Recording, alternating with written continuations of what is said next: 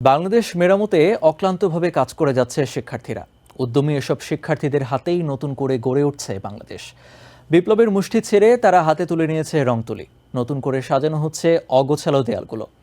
অপরিচ্ছন্ন দেয়ালগুলো তারুণ্যের রঙে রাঙিয়ে তুলছেন তারা। দেশবাসী বলছে, এমন কাজ এর আগে তারা কখনো দেখেনি।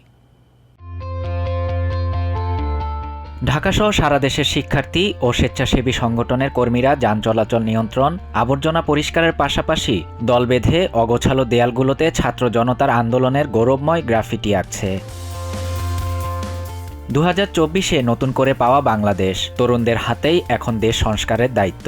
ধর্মীয় নিরপেক্ষতা, আবু সাইদের বীরত্ব আর মুগ্ধের আত্মত্যাগ সবই ফুটে উঠেছে দেয়ালে দেয়ালে। যে দেয়ালে কয়েকদিন আগেও ছিল রক্তের দাগ, ছিল ছাত্রদের দাবি আর ক্ষোভের বহিঃপ্রকাশ, সেই দেয়ালই এখন রঙিন। শিক্ষার্থীদের সাথে যোগ দিয়েছেন শিক্ষকরাও। নানামাত্রিক গ্রাফিটিগুলো মনে করিয়ে দিচ্ছে সদ্য ইতিহাস গড়া ছাত্র আন্দোলনের কথা। দেয়ালে দেয়ালে সচেতনতার পাশাপাশি শোভা পাচ্ছে প্রতিবাদের ভাষাও।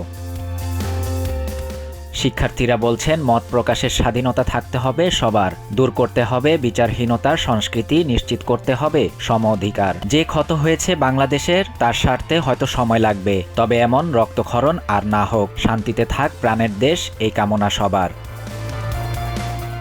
এদিকে সরকার পতনের পর থেকে এখনও পুরোদমে রাস্তায় নামেনি আইনশৃঙ্খলা রক্ষাকারী বাহিনী। ফলে রাস্তায় যান চলাচল নিয়ন্ত্রণের ভারটিও স্বেচ্ছায় কাঁধে তুলে নিয়ে কাজ করছেন সাধারণ শিক্ষার্থীরা।